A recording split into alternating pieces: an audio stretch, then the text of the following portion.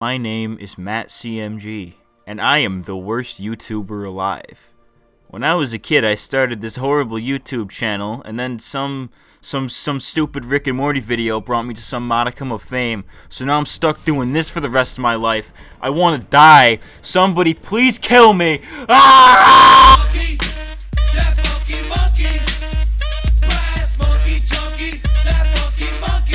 Superheroes are pretty rad. They're arguably the biggest thing in pop culture right now, but I'd be lying if I said that a lot of that love didn't go in favor of Marvel and their movies. The Marvel Cinematic Universe trumps the DCEU by far, which for me kinda sucks because I've always vibed more with DC's characters rather than Marvel's, so I hate to see most of the DC movies flop. However, when it comes to TV shows, I think DC has the upper hand, and I know I'm probably gonna get flack for saying that. After this year's annual crossover event, Elseworlds, it was revealed that 2019's crossover will be Crisis on Infinite Earths, which is a huge DC storyline. So if you want to catch up, rewatch, or watch these shows for the first time, then this video will tell you how to do it. This video is going to cover what you should and shouldn't watch if you want to understand everything, and what order you should watch them in for a first-time viewer. Let's get weird, let's get wild, and let's get right in to the beginner's guide to the Arrowverse. So let's start off with the basics. What shows should I watch and why? Well, there's 4 main shows that you should watch that make up the Arrowverse, as it is called. These shows are Arrow, The Flash, Supergirl, and DC's Legends of Tomorrow. The reason it's only these 4 and not any of the other DC shows like Black Lightning, Constantine, Titans, or Gotham is because these shows are for all intents and purposes in separate universes and continuities, while the main 4 shows constantly reference and cross over with each other all the time. In fact, you probably won't understand the premise of Legends of Tomorrow or some of the later seasons of Arrow because of how they all rely on the events of the other shows to explain certain things. So if you want the full picture without being confused, it's Arrow, Flash, Legends, and Supergirl. I will be including the other shows in here, but we'll get to that later after we set the groundwork for the main 4 because the rest are pretty much optional.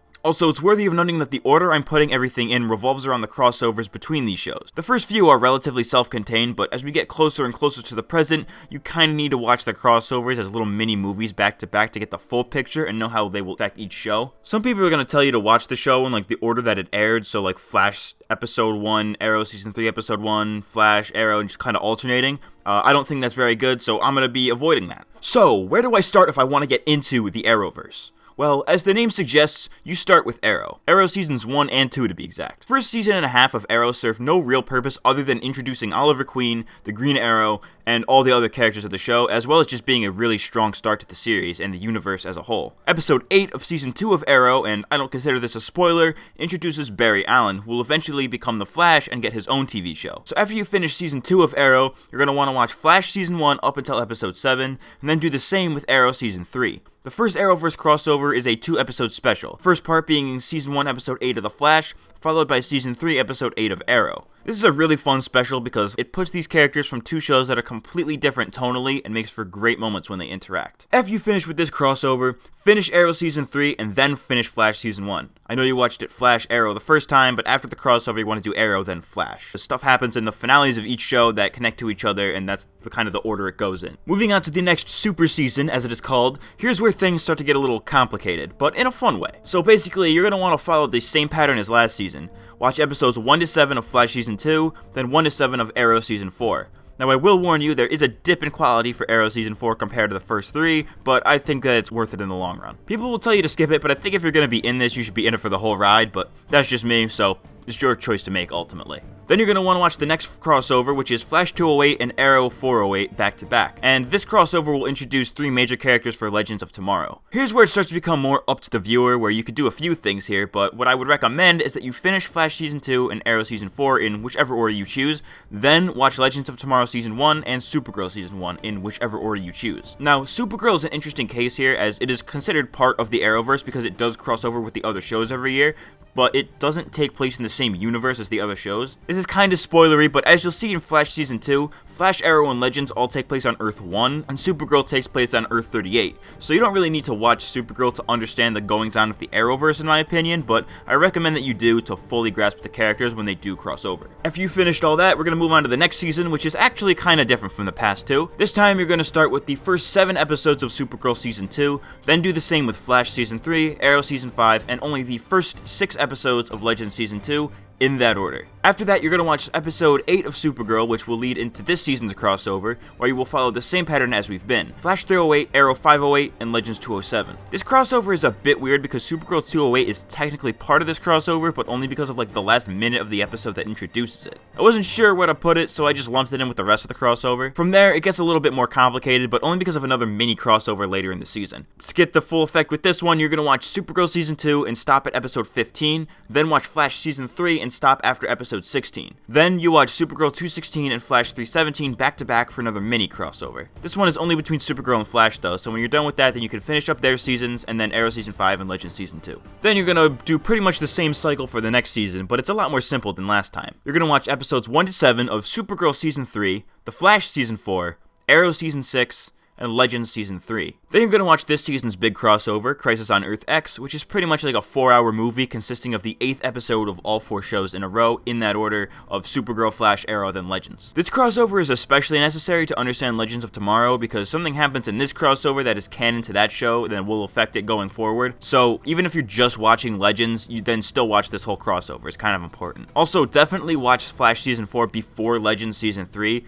as the character from Flash joins the Legends for that season, then comes back for the Flash finale, so adjust that however you like. The other 2 shows are fine though, and you can go ahead and finish up those seasons. Now we've made it to the current seasons, which again are a little different. This time around, you're going to watch Flash Season 5, Arrow Season 7, and Supergirl Season 4, all up until episode 8, then binge this season's crossover, Elseworlds, which is the 9th episode of the current seasons of Flash, Arrow, and Supergirl, in that order. Even if you're just watching 1 or 2 of these shows, I would still recommend watching this crossover as it serves as a mid-season finale for each of them, and the events of it affect all of the shows, so definitely watch this one anyways. As for Legends Season 4, you can watch that either before or after this crossover because the Legends are not part of it this year. As of writing this video, the order doesn't matter too much when it comes to Legends Season 4, so just watch it whenever.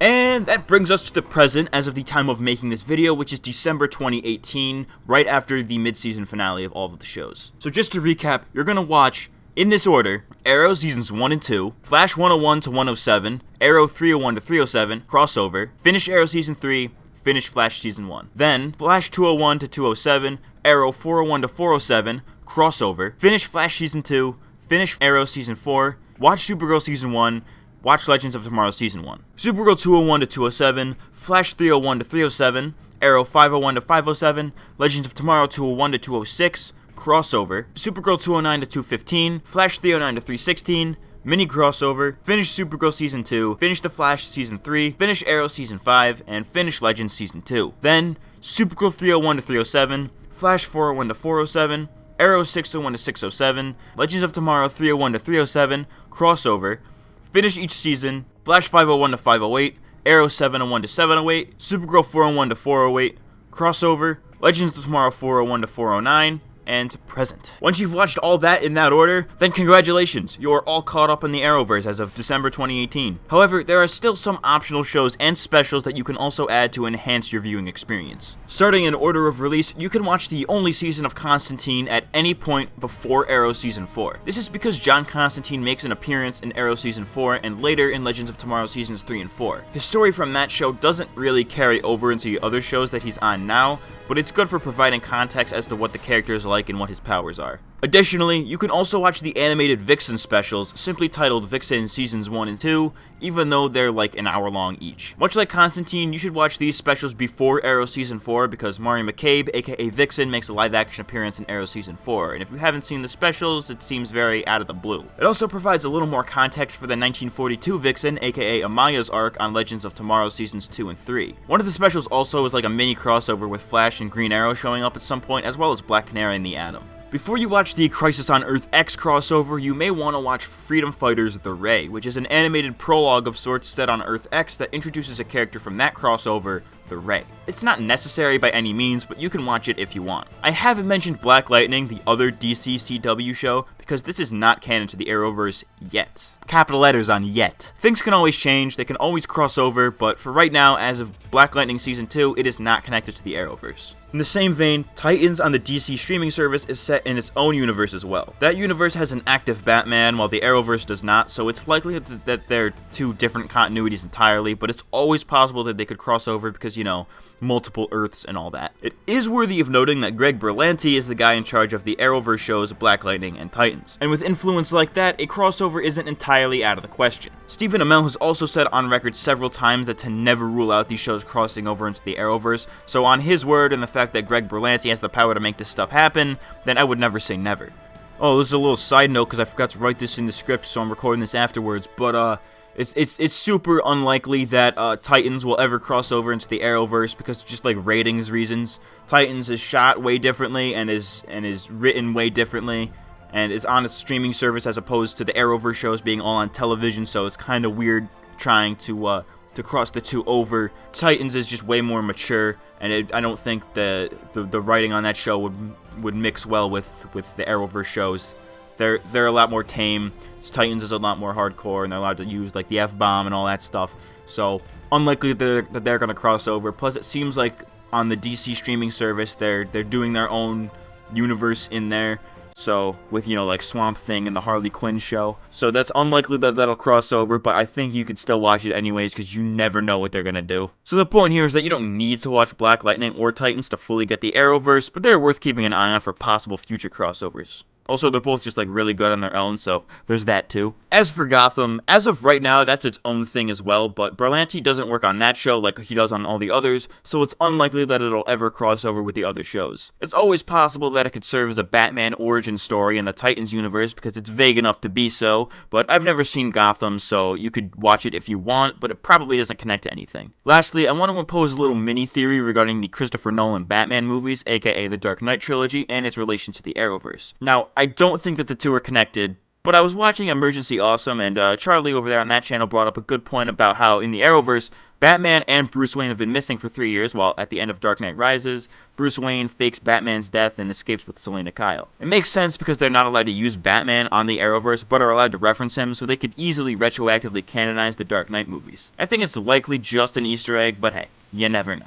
Anyways, that's just about it when it comes to the Arrowverse. There's the 4 main shows as well as some optional extra content, and I think a great order to view them in for a first-time viewer. I originally watched everything in a weird order where I binged all of one show, then another, then there's still some shows that I still haven't seen like Supergirl, and I'm not fully caught up on Black Lightning, so this order is probably something I'm just going to go through over the summer. Let me know what you think of this, if there's anything I missed, anything you think should be added, anything at all, drop a comment down below, it's much appreciated. I've been Matt CMG, and I'll see you next time. Thanks for watching.